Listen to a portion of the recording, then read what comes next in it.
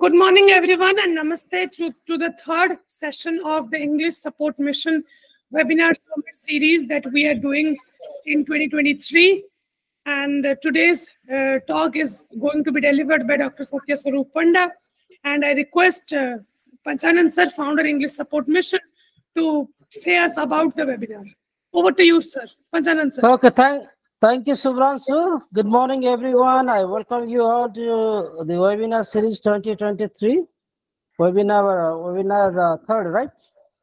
Webinar third, and the session will be conducted by one of the dynamic and dashing personality, Dr. Satya Swaroop Panda. I have known him from his childhood. He is a great national level debater. He's very articulate and a social scientist and public speaker.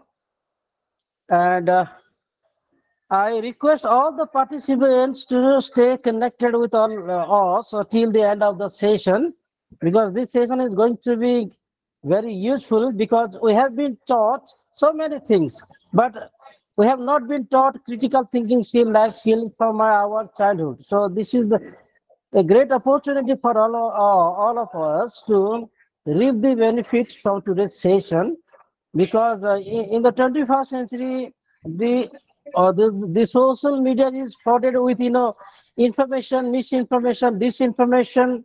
Okay, so it is a critical thinking skill alone that will help you to fact check and take things critically without taking it as it is. Sorry. So this session is going to be very useful, educative, and engaging, because this skill will add value to your personality. You're being civilized. You're being a truly educated person. So because this skill has been terribly and grossly neglected in our academics, no teacher, no management, no school, no committee, no education department, ministry has been so concerned about implementing this skill, though it looks figured in the academic curriculum, but when it comes to classroom transaction, it is not since. I mean, the implementation is a big zero. So I wish you all the best. I personally wish all the best to Dr. Satya Swaroop Panda for a wonderful session. That's all. Over to you, Subhranshu. Thank you so much, sir, for that amazing welcome note. May I now request our ESM team member, Jugeshwar Naik, sir, to introduce the guest for the today, to introduce the speaker. Over to you, Jugeshwar. Good morning, everybody. Can you hear me? Am I audible? Yes. Yeah, today I feel privileged to introduce our speaker. Sir, your video is tilted. If you can make it straight.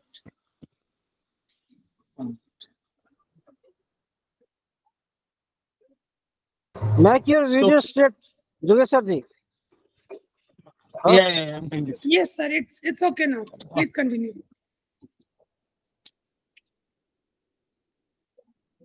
Can you?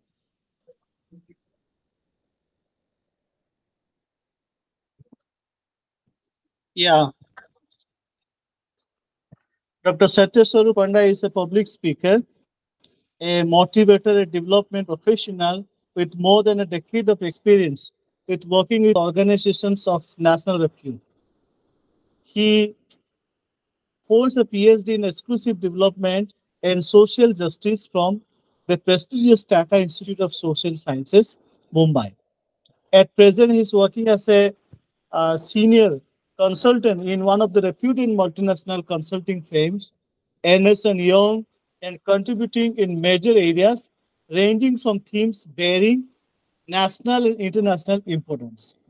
So we are so lucky and privileged to have him this morning time. And I'd like to invite Dr. Satya Swaroop Panda to take this time and give your lecture. Thank you. It's over to you, sir. Thank you so much, Jugeshwarji. Am I audible? Okay. So this is a great honor and privilege for me personally, because I am a member of this family, English Support Mission, ESM is a family. And given that, I always say English Support Mission is not limited to mission anymore. It has become a movement, a vibrant movement, a promising movement that promises a lot of hope to the young minds across the nation, should I say. And today is a memorable, it will be a memorable day for me for the times to come, because this very platform and under the dynamic leadership of our founder, Mr. Panchanand ji, who has been a great motivator for all of us and leading from the very front, from the very first day of inception of this wonderful mission, this wonderful moment. Gratitude, gratitude, and gratitude. I welcome all of you, esteemed members, mentors, supporters, advisors, and most importantly, participants of this session, and for allowing me to speak on such a wonderful topic. So now I'm going to share my screen.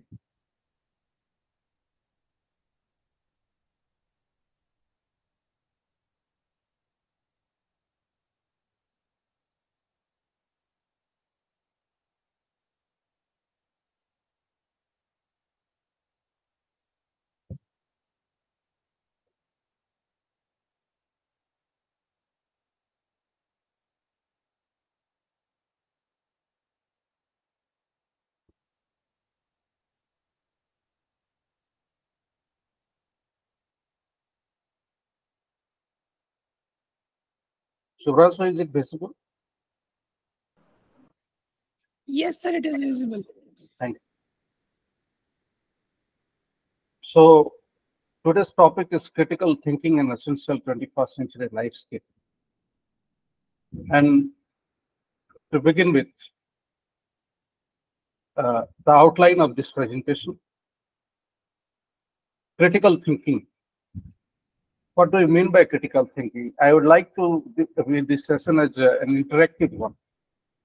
I'd like to invite more and more response, questions, ideas, thoughts, because this is critical thinking is all about this, as our respected founder, Panchanand ji was rightly saying.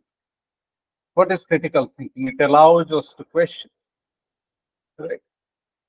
And I'd like to have some response before beginning of this session. What do you mean by critical thinking? Have you come across this very concept at any point of time in your life, in your career, in academic? What would we mean by critical thinking? And why it is important in 21st century as a life skill? So I would divide this presentation into basically this talk into two critical components. One is critical thinking, the concept and meaning. Another is why it is important as a 21st century life skill, context and relevance. Before me, there have been a lot of motivator speakers who have explained it, that what all life skill means. It means to acquire that particular skill which enable, which help us deal with everyday challenges in life. And as a 21st century youth, a 21st century global citizen, we have enormous challenges to face in our everyday life, and we must realize that. There are socio-economic challenges, there are socio-political challenges, there are socio-cultural challenges.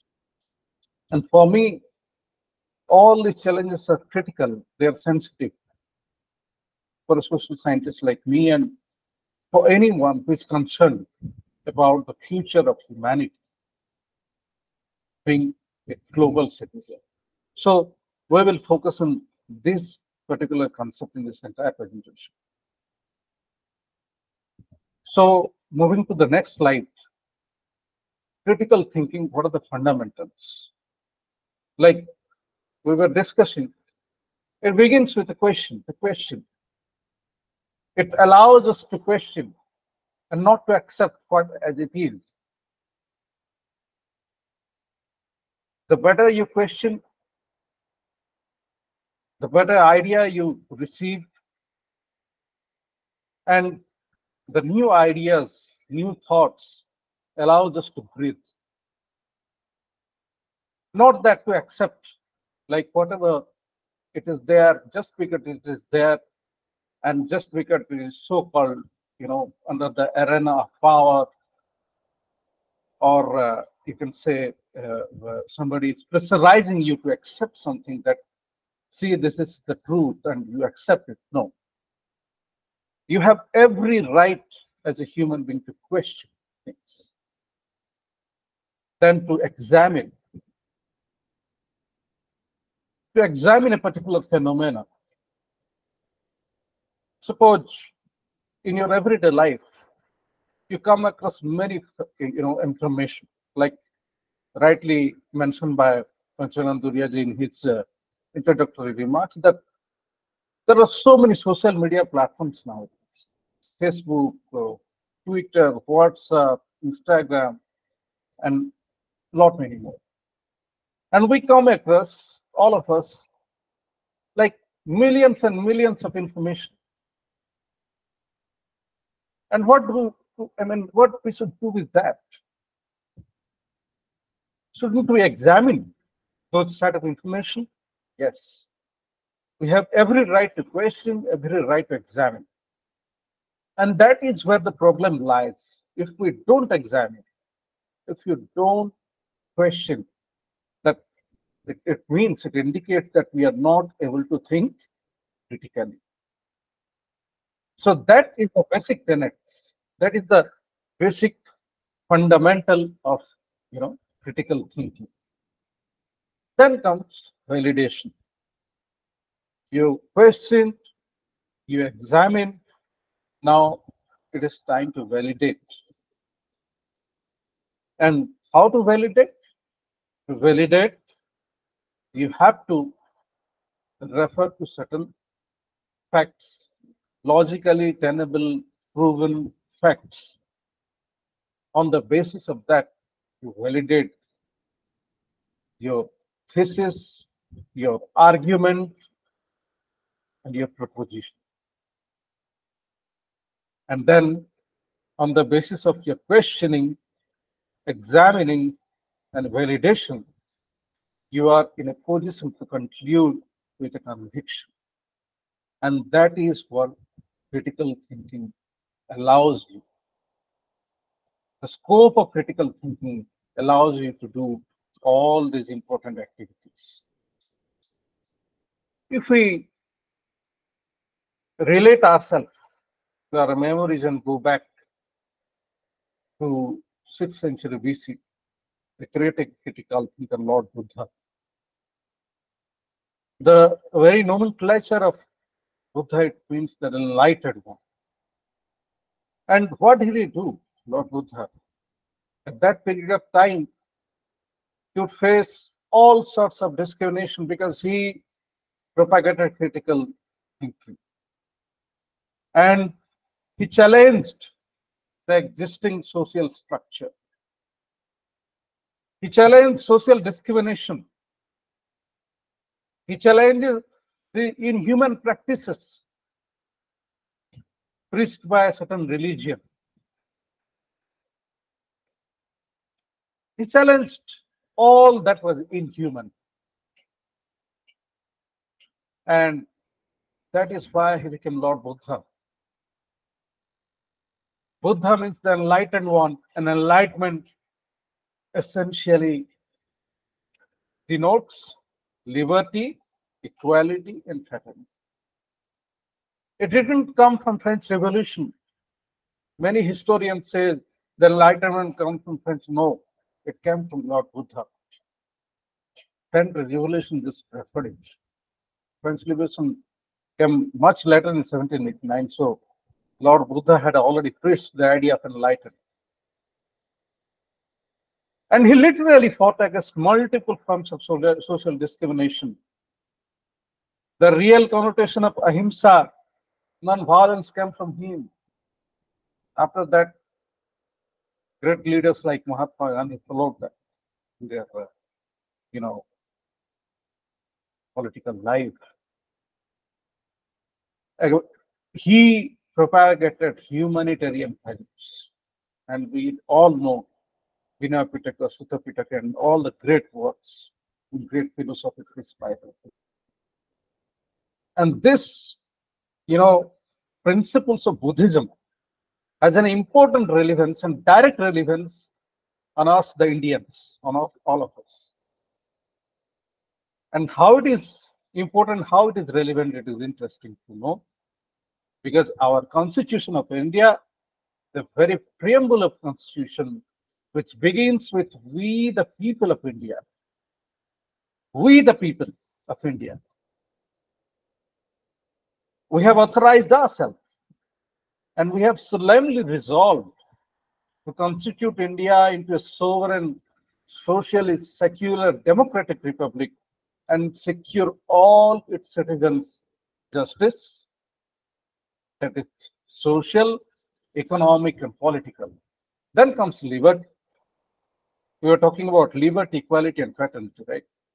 So in the very preamble of the Constitution, we have that the liberty of thought, the liberty of expression, the liberty of belief, faith, and worship. Equality of status and opportunities. Equality of rights and opportunity. Right to equality, right to opportunity. And promote among them all fraternity, that is assuring the dignity of the individual, the unity and integrity of the nation. So we have resolved this in our Constituent Assembly, this 26 November 1919. We do hereby adopt, enact, and give ourselves this Constitution. We have resolved as a nation, we have resolved. And my dear friends, this has not come just like that. This is the result of the great sacrifice of one of our great humanitarian of all the times, ever in the history of humanity, Dr. B.R. Ambedkar, Baba Saheb Bhimrao. And he very importantly practiced and preached Buddhism throughout his life, entire life. So we need to decode our preamble. We need to critically analyze what our preamble intends to preach. When it talks about social, economic, and political justice, it allows us to question critical thinking. It allows us to question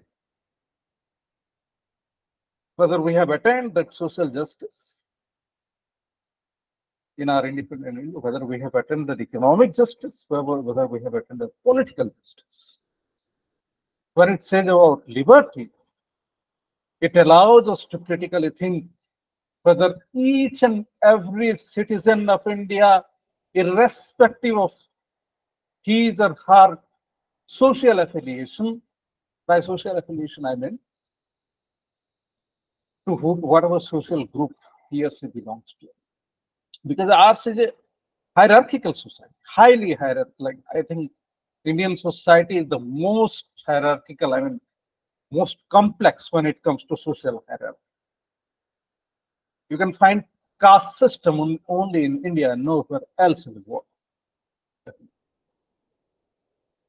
Very pronounced, deep-rooted. And this is perhaps the greatest challenge before social scientists, before humanitarian, those who really believe in humanity. Liberty of thought, aspiration, belief, faith, and worship. Whether we are able to, express our thoughts, our beliefs without any hindrance, without any obstacle, or are we being threatened? There is some threat that is disallowing us to express ourselves with extreme liberty. Whether you are equal in terms of status and opportunity, whether we are we have been exercising this particular provision of equality of status of opportunity, whether really we have achieved that. And most importantly, fraternity. Fraternity is that assuring the dignity and the dignity of the individual. And this is a very sensitive question that we should ask ourselves, to every Indian and those who are one among us. Every human, irrespective of caste, creed, race, and for that matter, in India it is caste system. In you will go to USA, racism, it still remains. You could find instances of racism in US also. So may it be caste, may it be religion, may it be race, assuring the dignity of the individual and the unity and integrity of the nation. Religious harmony has been the greatest challenge in recent days. You might have, heard many instances of mob lynching and demeaning the dignity of individuals of particular religion or particular sect. And in the name of majoritarianism, totalitarianism, which is completely against the fabric, the constitutional ethics, it becomes a huge challenge before us. So, the Constitution of India, the preamble itself, based on the basic tenets of Buddhism, that is liberty, equality, and fraternity, allows us to think critically. I was referring to Dr. B.R. Ambedkar, and you can see in the screen that the architect is the real architect of modern India. Annihilation of caste, in which questions the genesis of caste system in India. We are discussing about critical thinking, and we are also discussing about the great critical thinkers of the humanity in the history of humanity. And I would rate him as one of the greatest, perhaps the greatest. He was an economist, philosopher, constitutionalist. When we are trying to find certain answer to the complex questions of economics today, the problem of rupee, written by Dr. Ambedkar, comes to the forefront. Of course, he was a great philosopher. Despite of enormous adversities in his life, he stood firm, he stood strong, and he is a true emancipator. He is an example for all those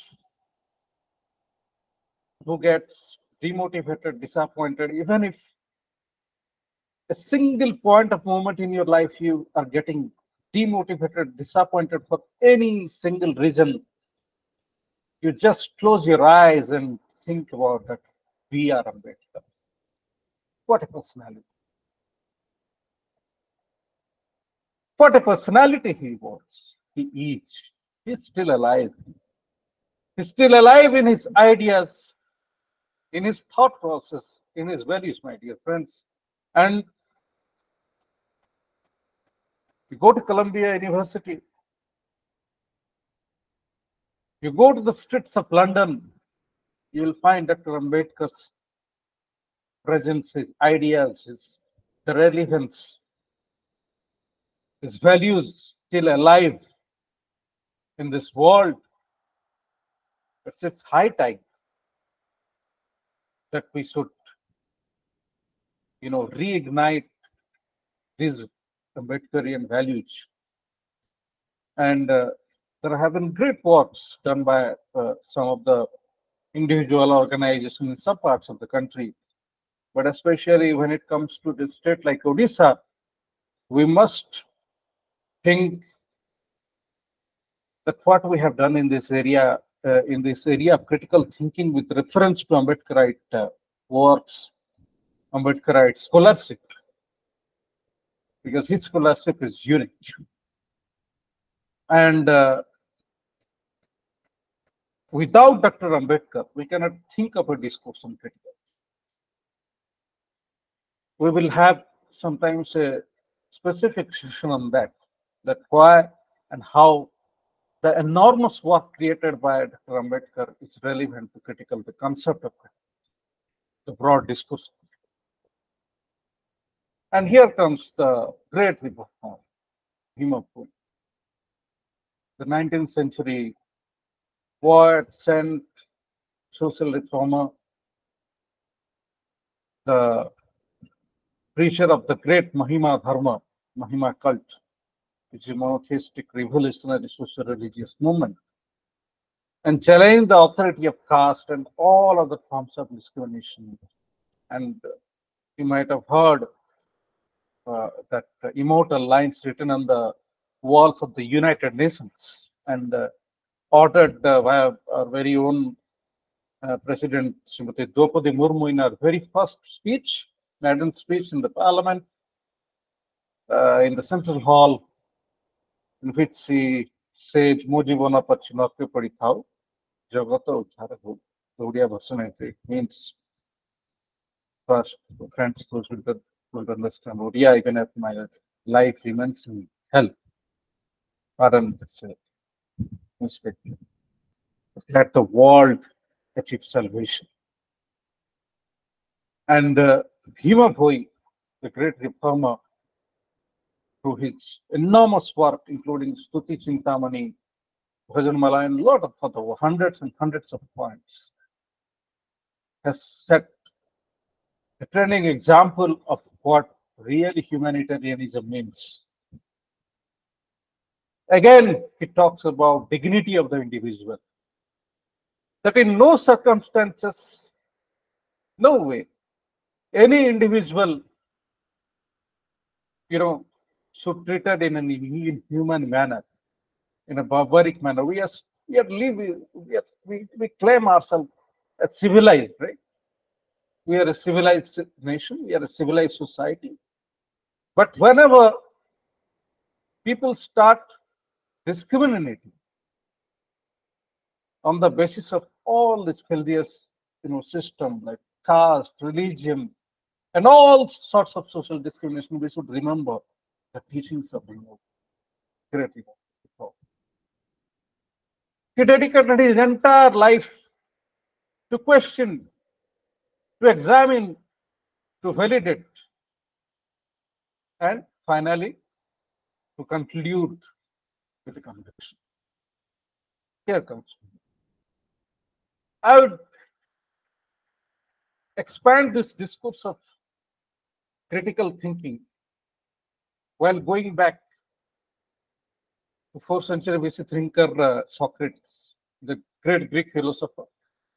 And he's famous for the Socratic question, which he applied as a methodology, as a tool of teaching among his students, as a teacher. And he always preached, motivated the student fraternity that you should question, you should examine. And when we think about all this, when we discuss about all this, my dear friends, with a lot of pity, with a lot of anguish in my heart, as a Indian youth, I have to say, we are living in such a transition today in Indian society that whenever you question something, even for that very much falls under the constitutional right, or under the ambit of your fundamental rights described and clearly delineated in the Constitution. Even for a valid question, legitimate question, and even if that goes against some outfits in power, you are being jailed. You are being prosecuted. You are being branded as an anti-nationalist. Who is an anti-national? And this question has something to do with the why I'm telling this, because Socrates in his life suffered a lot because he questioned. He questioned the power structure, the then power structure, and he's dedicated his entire life questioning to question, to validate an exam. And he also gifted great thinkers, political thinkers like Plato. Now, why critical thinking is important in 21st century and why it is important life skills. In 21st century, we are saying that whole world is a family. Now, the G20 summit is also going in India, it's hosting that, and the tagline is Vasudhaiva Kutumbakam, right? The whole world is one family. And we have 17 sustainable goals. This is just an imagery of that. This is not clear. You can browse through the sustainable goals. There are 17 goals, which also include zero hunger, sensitive goals, good health and human being quality, education, gender equality, reduced inequalities, and there are also concerns regarding environment, climate change, which are important global questions nowadays. You might have heard about Millennium Development Goals also. MDG 2015, which for which the target was 2015.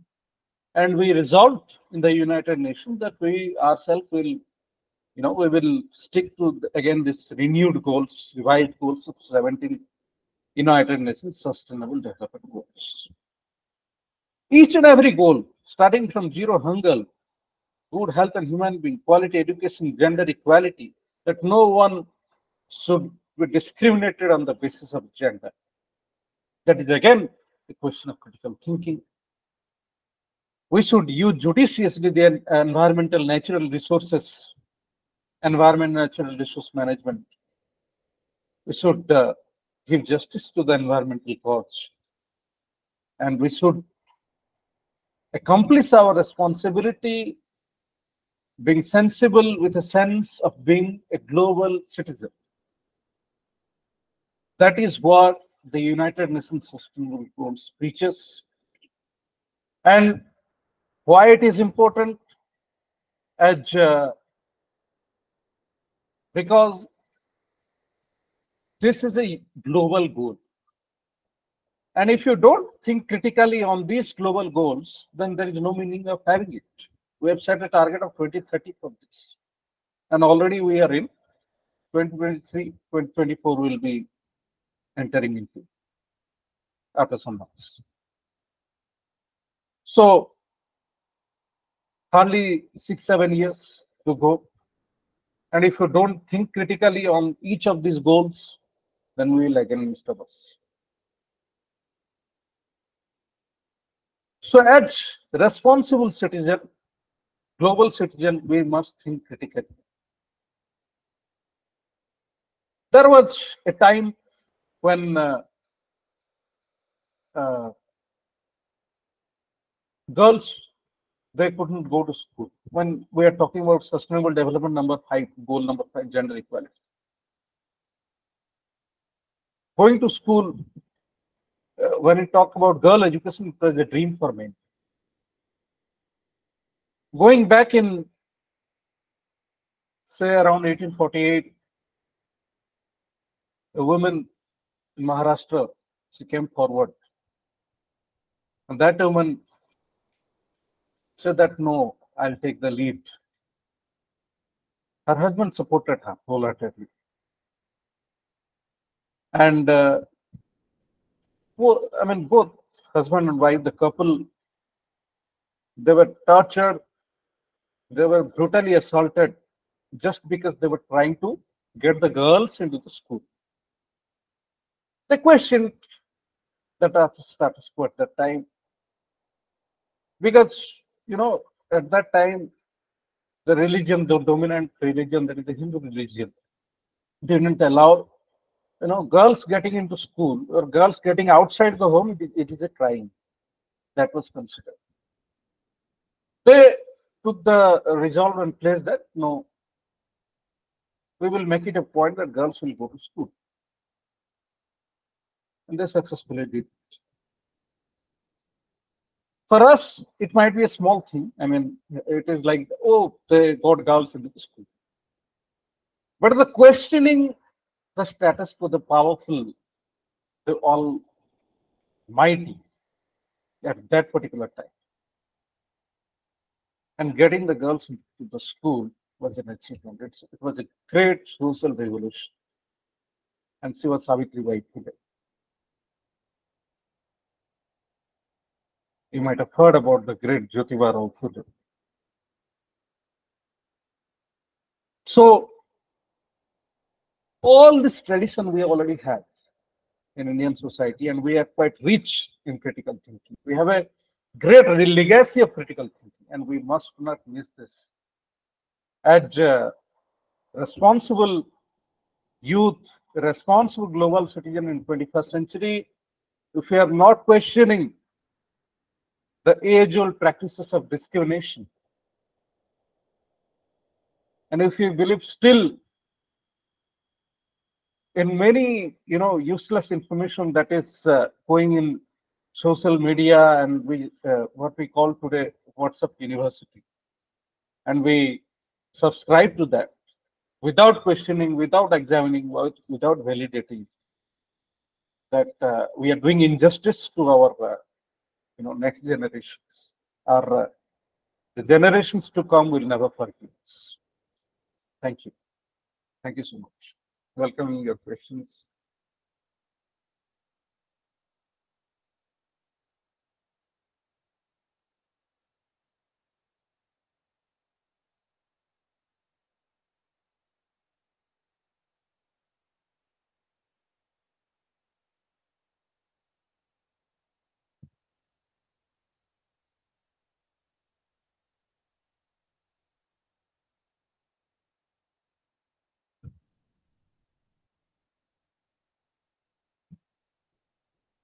Yes, Subransu, are you there?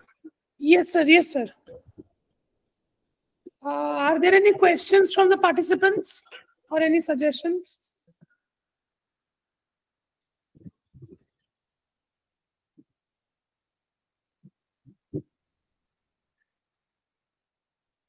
If you have something to say, you can please turn on your video or else write it in the chat box for us to read.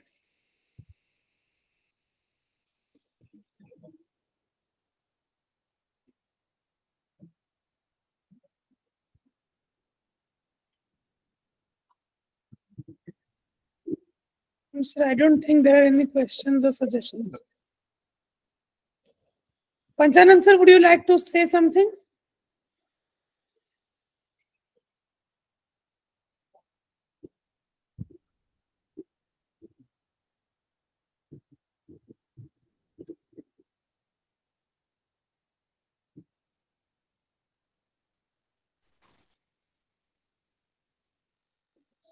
Hello, excuse me. Please. Could you actually just clarify the definition of critical thinking? Is it something about rationalizing the ideas or responding, to different ideologies? Something can you just narrow down or clarify? Yes, the yes. Sure. Thank you for the question. So, critical thinking is an ability, to think critically. And This is an ability. And when you are talking about this ability and we are linking it to the life skill, life skill is something that helps you or enable to deal with everyday life challenges. And here, when you are saying that we are going to think critically, we need to decode certain existing facts, so-called facts. If somebody is saying that no, this is the practice, this should be the accepted practice, this should be the established one, and this should continue. And if it goes against the basic values, principles of humanity that we, as you rightly said, we rationalize that, and we found that no, it doesn't goes in line with the basic tenets of humanity or rationalism, then we can question. We have every right to question. Suppose somebody says that no, particular persons of particular community or social group, they can't enter they are not allowed to enter the temple. But at that particular time, we have every right to question that why.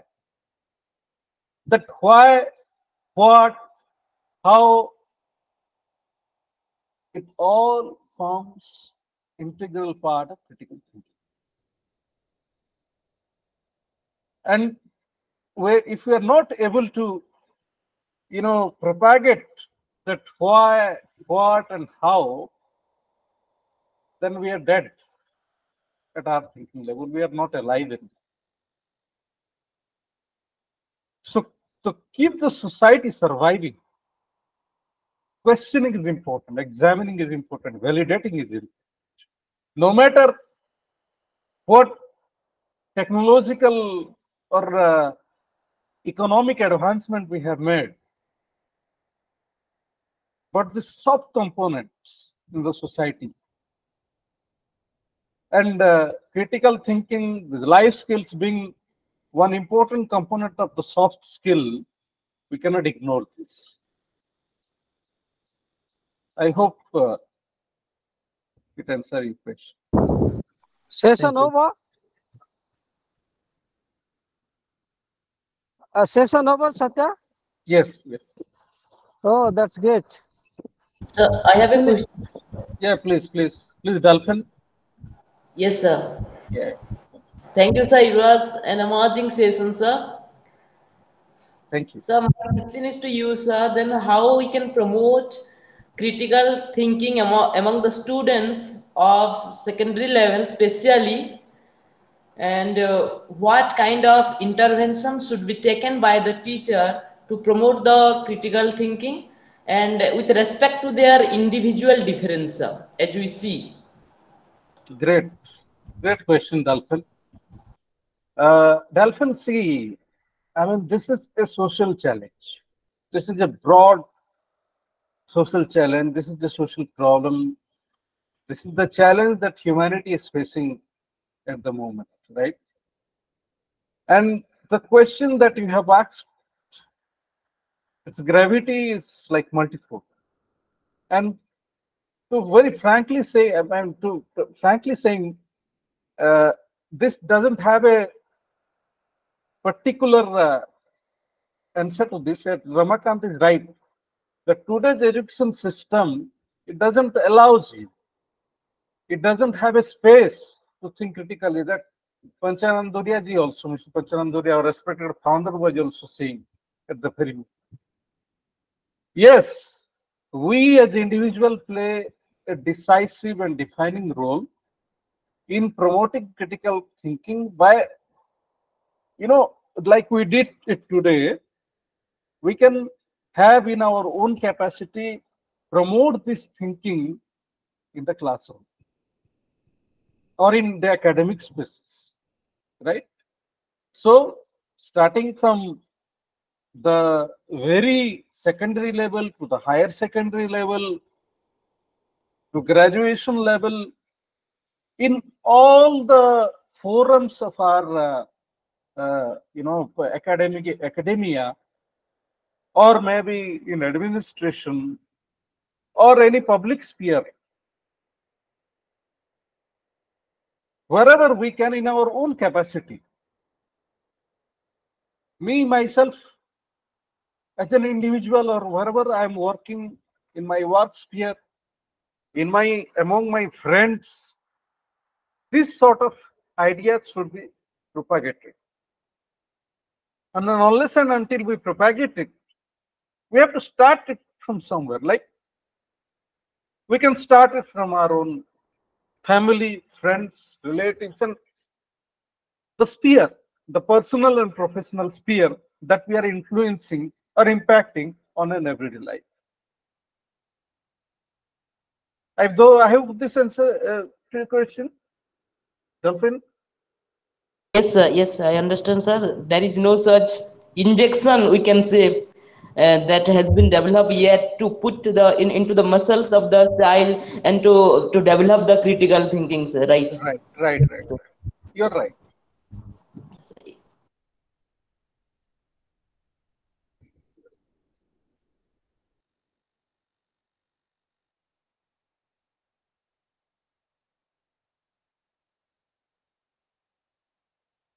Any other question we have?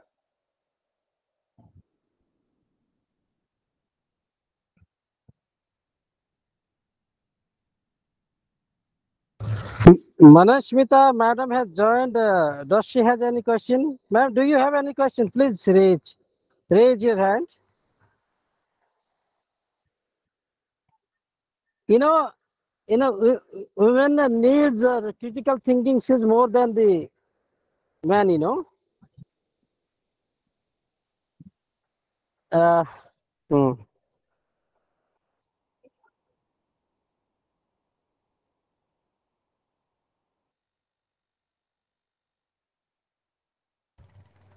No further question. Tikesha, do you have any question? Tikesha ji, why don't you ask a question? As a teacher, how do you promote critical thinking skill in your classroom? As a teacher, educator, as a research person, how do you promote critical thinking skill in your classroom?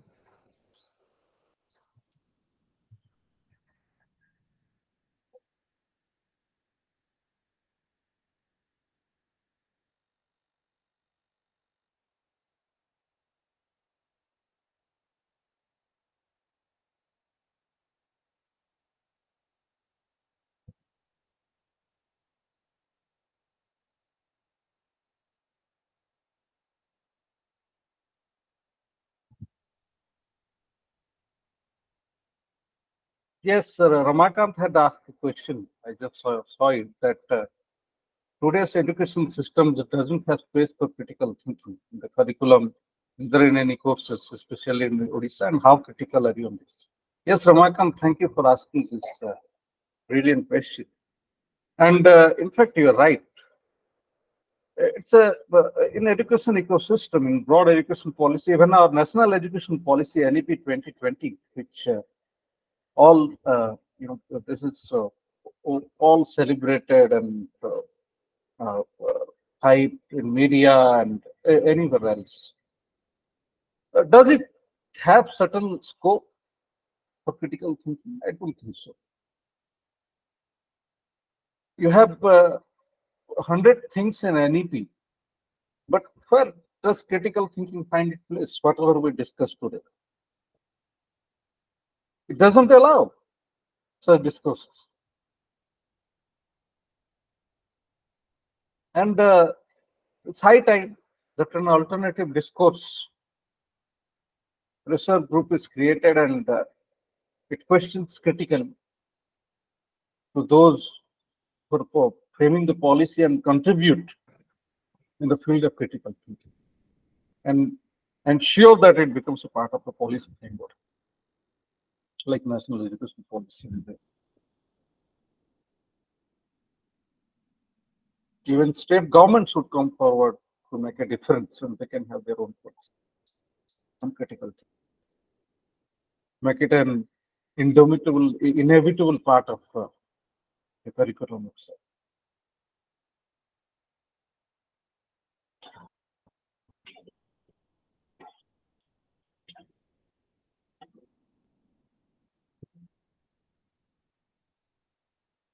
Yes, Suvranshu, are you there? Yes, sir, I'm there, sir. There has been good comments by Ramakant sir in the chat box. Ramakant sir, would you like to say something? Please unmute.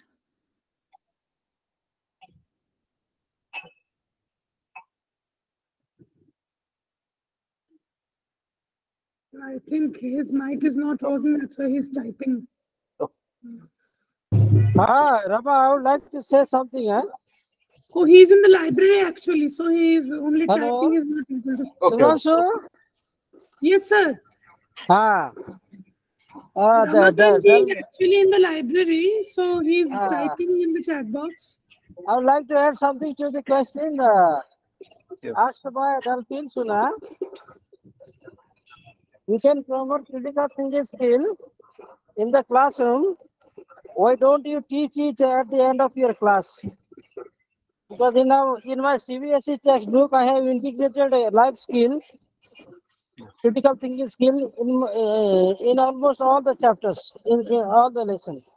So towards the end of the lesson, it has been integrated, not it has been separated, it has been integrated.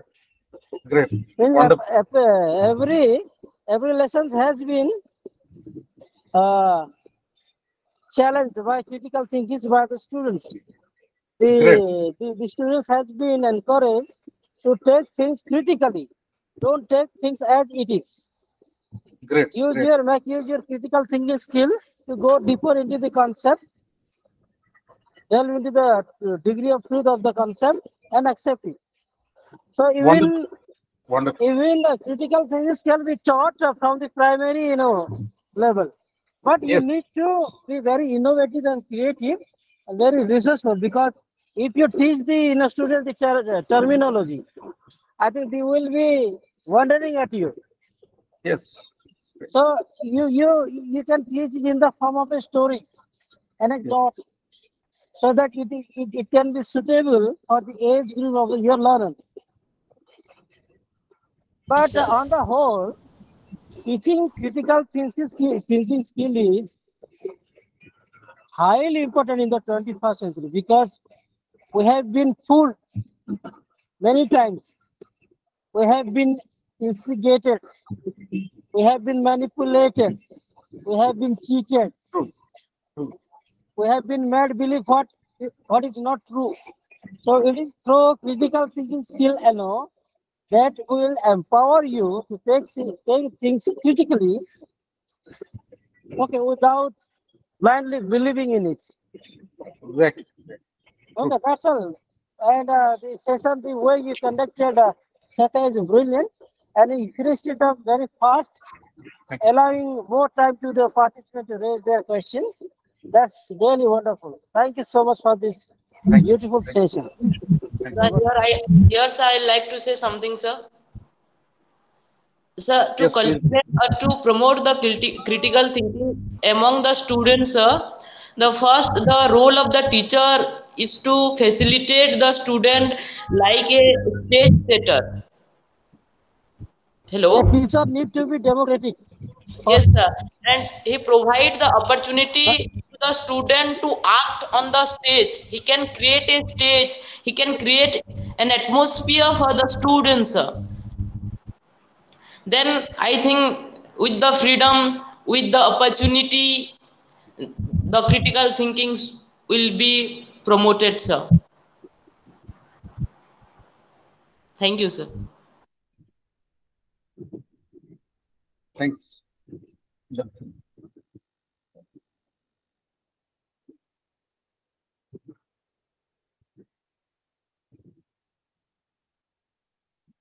So I think Amarendra sir would give the vote of thanks now. Amarendra sir, over to you.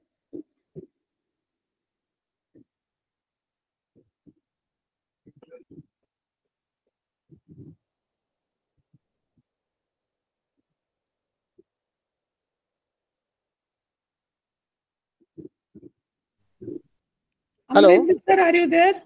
Yes, I'm here. Yes, sir. Please continue. So good morning all, and this is Amrendra Das. So I am much grateful that I have been given the chance to bid my vote of thanks here. So from the bottom of my heart, let me express my sincere thanks to the Chief Speaker, Dr. Satya Swaroop Panda, sir.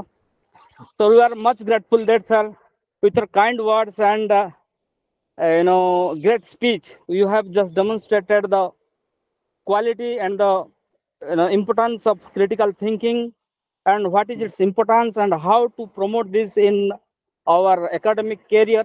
So really this webinar, this series, I mean this program of today's program is amazing, and that was quite great, sir. So I would like to take this opportunity to bid my thanks to the founder of this ESM, without whom we could not have been here, and for him only we have been gathered here, we have been united here, and we have been doing something for the society. So I have been given this chance to pay the vote of thanks to all the participants who have been here, and without whom this program would not have been possible. So again, I would like to uh, give vote of thanks to all of this group. Thanks for being here, and thank you very much, sir. Thank you so much.